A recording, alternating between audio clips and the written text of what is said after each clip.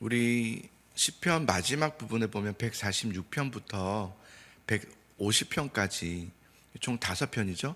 146부터 150편까지는 최종시라고 그래요. 시편의 마무리를 하는 최종적인 시라는 모음집이라고도 할 수 있겠고요. 특징이 있다면 우리가 지난번에도 한번 나눴지만 모든 시편마다 총 5편이죠. 마지막 146부터 150까지 할렐루야로 시작했다가 할렐루야로 끝나고 총 5편이니까 2, 5, 10, 10번의 할렐루야가 들어가 있는 최종시, 그의 의미가 있다고 그랬어요. 10이라는 이 열이라는 숫자가 완전함을 의미하는데요. 그러니까 시편의 가장 완전한 시가 146부터 150편인 거죠. 그러니까 시편의 가장 결론적인 총집합적인 그런 책이 시편 146편부터 150편이에요. 오늘은 그 5가지의 시편 중에서 4번째인 149편의 말씀이고요. 149편은 종말에 관한 시입니다. 종말에 대한 지금 현재를 살고 있지만 종말에 대한 그 날을 생각하면서 찬양하라라는 의미의 시인데요. 자, 우리 한번 1절부터 한번 말씀을 살펴볼 텐데 우리 1절의 말씀을 같이 한번 읽어보도록 하겠습니다. 읽습니다. 시작. 할렐루야, 새 노래로 여호와께 노래하며 성도의 모임 가운데에서 찬양할지어다. 이렇게 할렐루야로 시작하게 되죠. 자, 새 노래로라는 것은요, 새로 어떤 작곡된 요즘 나온 노래를 말하는 것이 아니라 새 마음을 말해요. 우리의 마음을 좀 새롭게 해서 찬양하자. 여러분, 마음을 새롭게 해서 찬양하자고 하는 거예요. 시편 기자가 여러분 마음을 좀 새롭게 해서 찬양합시다. 새 마음으로 찬양합시다. 이렇게 이야기하고 있고요. 그냥 어디에서? 성도의 모임 가운데서라고 했어요. 성도의 모임이 뭘까요? 교회죠. 그죠? 교회죠. 교회라는 것은 예수 그리스도를 믿는 사람들의 모임이잖아요. 성도의 모임은 교회를 말하는 거죠.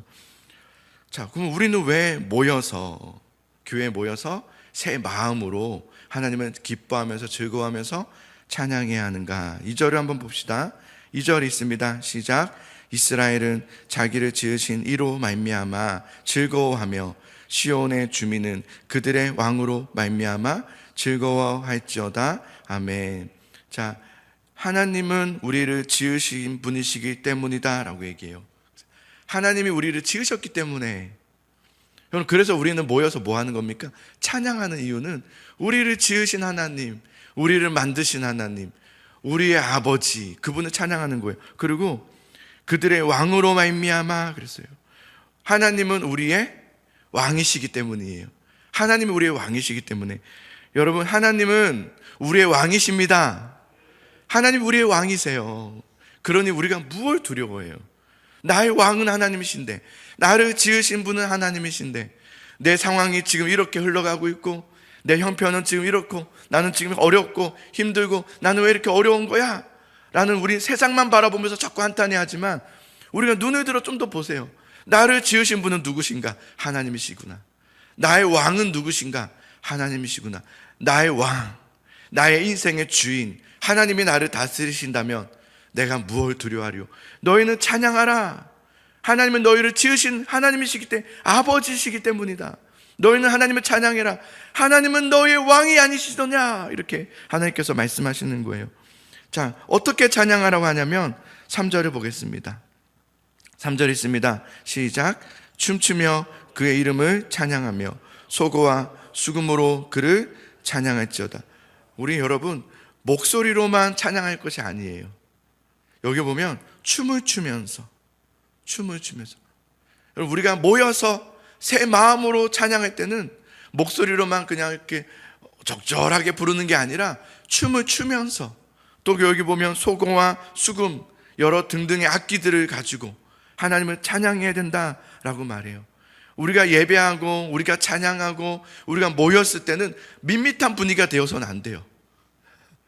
밋밋한 분위기가 아니라, 억지로 하는 분위기가 아니라, 막 피곤한데, 새벽인데, 이런 게 아니라, 물론 아플 때는 어쩔 수 없지만 그런 게 아니라면 우리가 밋밋하게 억지로 마치 끌려오듯이 내가 안 하면 전화 오니까, 내가 안 하면 자꾸 이렇게 눈치가 보여서, 그런 예배가 아니라 하나님 앞에 우리는 하나님의 백성으로서, 하나님의 자녀로서, 하나님의 나라의 왕이신 하나님의 백성으로서, 하나님의 우주적 통치 앞에서 모든 만물을 통치하시는 그 하나님의 역사하심과 주권과 다스리심 안에서 우리는 춤을 추면서 마땅하게, 우리는 춤을 추면서 악기를 동원하면서 우리의 손이 때로는 악기가 되고 우리의 발이 악기가 되면서 뜨겁게 주님을 찬양하는 것은 마땅하다, 이렇게 말해요. 여러분, 하나님을 뜨겁게 찬양하는 것이 마땅함을 믿으시기 바랍니다. 그건 당연한 겁니다. 밋밋하게 하는 게 마땅한 것이 아니에요. 억지로 하는 것이 마땅함이 아니에요. 지금 한국교회 분위기는 그렇게 흘러가지만 우리는 그렇게 하면 안 되는 거예요. 우리는 마땅하게 하나님을 찬양하고 춤을 추면서 찬양하고 경배하면서 찬양하고 손을 들면서 찬양하고 박수를 치면서 찬양하고, 왜냐하면 하나님은 우리의 왕이시기 때문이에요. 내 인생의 주인이신데, 내 인생을 주관하고 계시는데, 나에게 약속하시고 그것을 이루시는 하나님이신데, 우리가 여기 앉아서 주님을 뜨겁게 찬양하는 것은 마땅합니다. 주님을 뜨겁게 찬양하시기 바랍니다. 그리고 우리가 그렇게 찬양해야 될 이유가 계속해서 나옵니다. 자, 4절을 우리 볼까요? 4절에 있습니다. 시작. 여호와께서는 자기 백성을 기뻐하시며 겸손한 자를 구원으로 아름답게 하시기 때문입니다. 여러분, 하나님께서는 자기 백성을 기뻐하신다 그랬어요. 여러분, 이게 얼마나 귀한 일인지 아세요? 우리는 주의 백성들이잖아요, 그죠? 주의 백성들이 우리를 보실 때 주님은 어떻게 하실까요? 기뻐하신다고 그랬어요. 여러분들이 이렇게 오늘 오셨는데, 때로는 예배를 이렇게 오실 때, 교회를 오실 때 막 어렵게 오실 때가 있어요.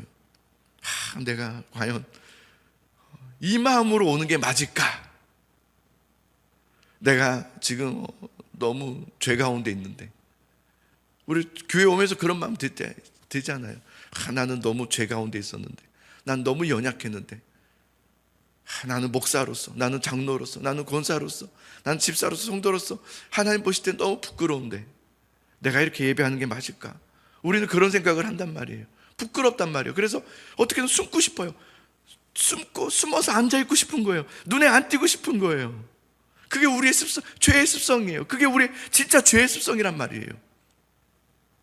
근데 그것은 사실 믿음의 모습이 아니에요. 자꾸 뒤로 물러서고 숨어버리고 하는 것은 믿음의 모습이 아니에요. 왜냐하면 믿는다는 건 뭐예요? 하나님을 믿는 거예요. 나를 믿는 게 아니에요. 내가 얼마나 잘했는가를 믿고 오는 게 아니에요.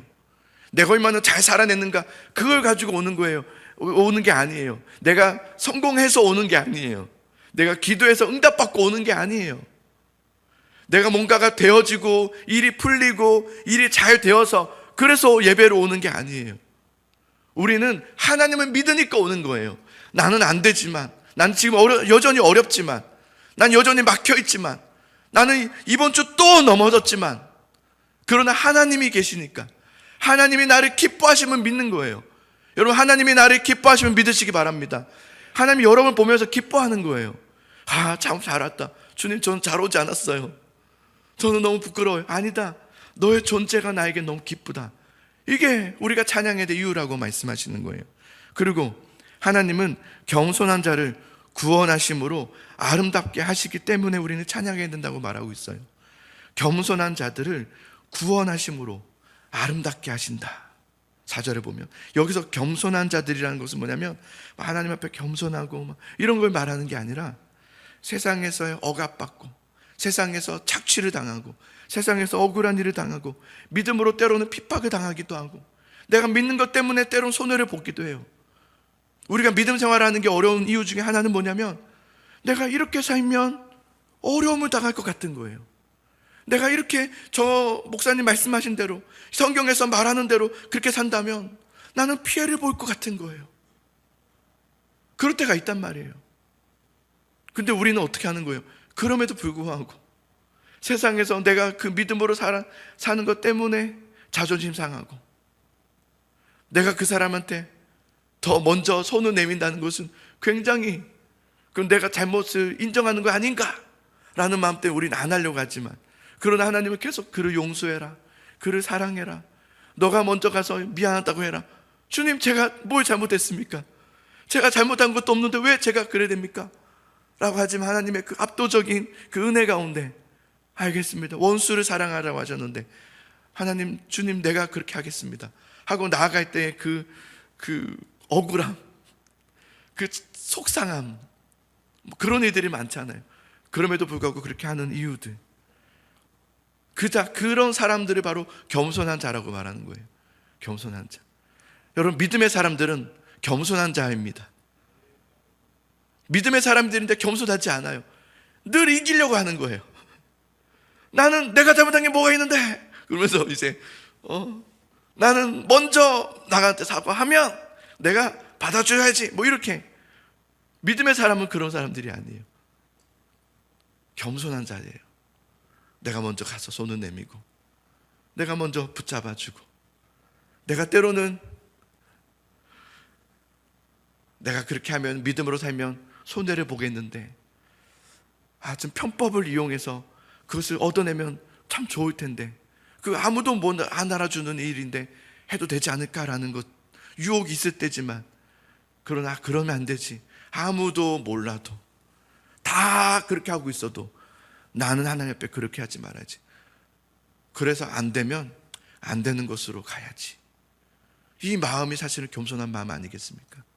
그런데 하나님은 그 겸손한 자들을 반드시 구원하여서 아름답게 하신다, 이렇게 말했어요. 하나님은 그들에게 구원의 면류관을 씌워주셔서 결국은 영화롭게 하실 것이라 말씀하신 거예요. 그러니 여러분, 어떠한 공경과 어떤 처지와 상황의 고난 속에 놓여져 있다 할지라도 하나님의 백성들이 받게 될 그 승리의 관, 영원히 썩지 않을 그 관을 받아서 영화롭게 하실 구원이 있음을 믿음으로 우리는 하나님을 찬양해야 됨이 마땅하다라고 말하고 있는 겁니다. 여러분, 우리가 이곳에 와서 왜 뜨겁게 찬양해야 됩니까? 나는 지금 문제도 안 풀렸는데, 난 지금 어려운데, 난 지금 힘든데, 왜 자꾸 앞에 나와서 찬양하자고 합니까? 이것은 겸손함이 아닌 거예요. 믿음이 아닌 거예요. 여러분, 하나님 믿으셔야 돼요. 하나님은 나를 반드시 구원하시고 나에게 겸손한 자에게 승리의 관을 씌워주신다. 이것을 믿는 믿음으로 그 겸손함의 길을 갈 수 있는 우리 여러분 될 수 있기를 간절히 소망합니다. 그러면서 그 길을 가면서 뭐 하는 거예요? 모여서 우리는 함께 찬양하는 거예요. 그게 교회입니다. 그래서 우리는 뒤로 물러서는 게 아니에요. 자꾸 숨는 게 아니에요. 주님을 믿기 때문에 나와서 찬양하는 거예요. 모여서 고백하는 거예요. 경배하면서 춤을 추는 거예요. 내 일이 풀리지도 않았지만, 내 상황은 여전히 좋아진 것이 없지만 하나님을 나는 믿습니다. 승리의 관으로 영화롭게 하신 하나님을 나는 믿습니다. 이것은 앞으로 이루어질 것을 나는 믿습니다 라면서 찬양하는 거예요. 여러분, 뒤로 물러서지 않기를 바랍니다. 앞으로 나오시기 바랍니다. 함께 모이기를 힘쓰기를 바랍니다.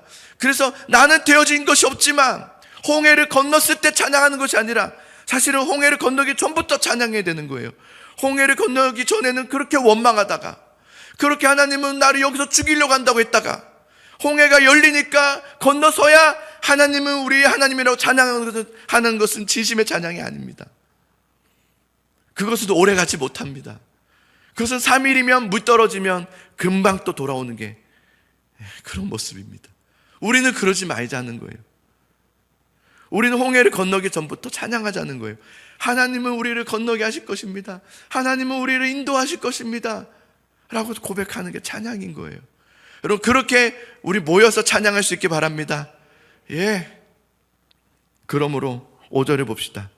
5절에 있습니다. 시작. 성도들은 영광 중에 즐거워하며 그들의 침상에서 기쁨으로 노래할지어다. 아멘. 성도들은 영광 중에, 그 영광 중에도 하나님이 우리를 영화롭게 하실 때가 있단 말이에요. 영광을 주실 때가 있어요. 그죠? 하나님, 여러분 인생을 잘 보면, 신앙의 그래프를 보면 이렇게 내려가는 사람만, 이런 신앙은 없어요. 그렇다고 이렇게 쭉 올라가는 신앙도 없어요. 저를 보니까 그렇고 많은 믿음의 사람들을 보니까 누구도 이렇게 쭉 신앙이 올라가는 사람은 한 사람도 없었어요. 신앙의 그래프가. 어떤 사람은 또 쭉 내려가게 하는 신앙도 없었어요. 늘 올라갔다가 내려갔다가 올라갔다가 내려갔다가 그래요. 이게 신앙의 그래프예요. 이게 우리 당연한 거예요. 우리가 올라갈 때가 있어요. 하나님께서 여러분 다 그럴 때가 있잖아요. 어렵지만 은혜 주실 때가 있잖아요. 그래서 다시금 마음을 회복하실 때가 있단 말이에요. 그때는 막 영광 중에서 찬양할 수 있어요. 예, 영광 중에도 즐거워하며, 그러나 너희는 또한 침상에서도 기쁨으로 노래할지어다. 이 침상이 뭘까를 생각해 봤어요. 뭐 여러 이유가 있겠지만 저 같은 경우는 침상이라는 곳은 어떤 곳입니까? 저는 이렇게 누우면 제일 많이 걱정과 고민과 염려가 나오는 곳은 침상이었어요. 다 이제 자기 전에 딱 누우면 갑자기 막 스트레스가 밀려오죠. 막 불평도 나오고 나에 대한 자책도 나오고 속상하고. 그래서 거기서 나오는 병이, 현대인들이 앓는 병이 뭡니까? 불면증이죠. 잠이 안 오는 거예요. 잠을 못 자요. 현대인들은 잠을 못 자죠. 물론 그러나 저는 누우면 바로 잡니다. 저 자세히 보면 뒤에 버튼 하나 있거든요. 버튼이 딱 눌러주면 바로 하고 잡니다. 예. 옛날에는 그러지 못했어요. 오래전에는 잠을 못 잤어요. 늘 사역하면서 스트레스 받고 고통스러워하고. 물론 여러분이 저를 볼 때 야, 목사님 많이 힘들어한다 하지만 잠은 굉장히 잘 잡니다. 사실은 그렇게 막 그러지 않아요. 저는 침상에서 그렇게 요즘은 그러진 않아요. 근데 침상은 사실은 우리가 가장 큰 고민과 염려가 있는 곳이 아닌가. 성경에서도 침상에서 왕이 쉬나와 제일 많이 토론을 하잖아요. 어떡하지 막 이런. 근데 하나님께서 침상에서 하는 말을 다 들으시니라, 이런 말씀이 있잖아요.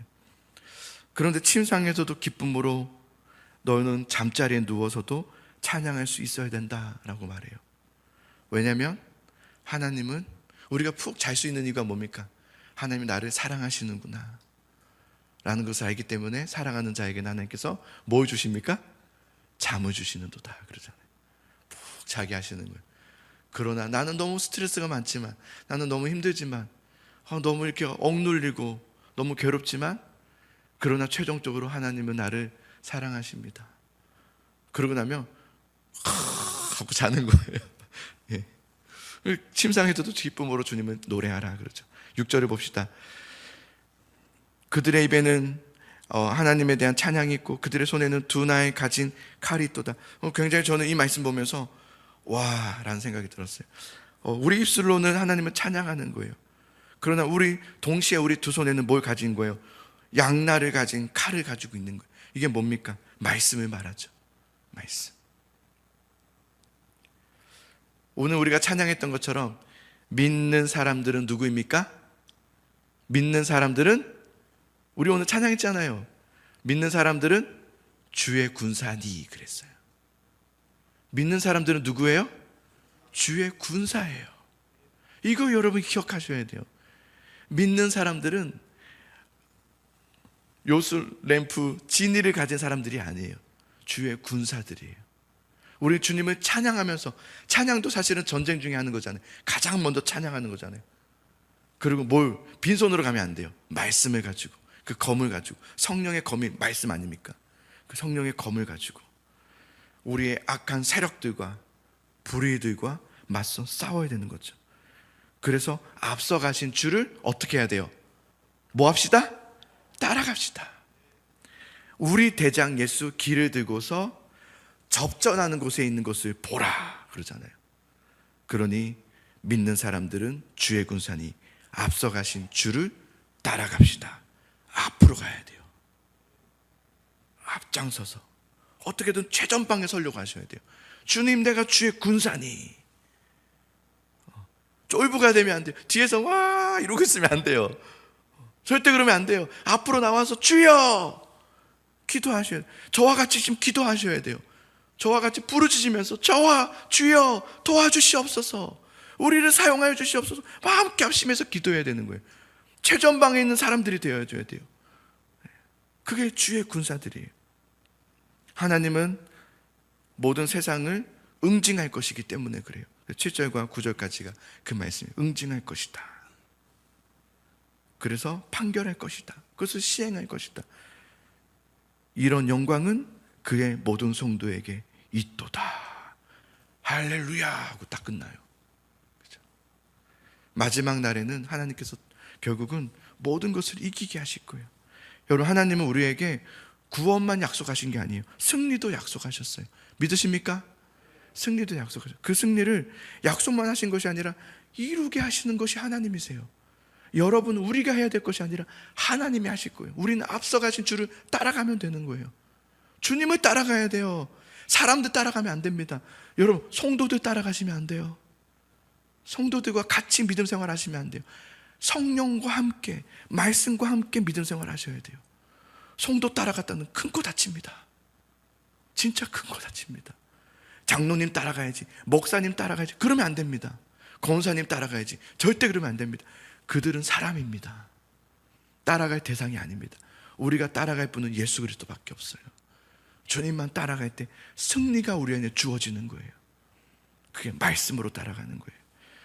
하나님은 도우시고 이기게 하실 것입니다. 할렐루야. 우리 주님을 찬양하시기 바랍니다. 우리 함께 오늘 말씀을 생각하면서 우리 힘있게 기도하기 바랍니다.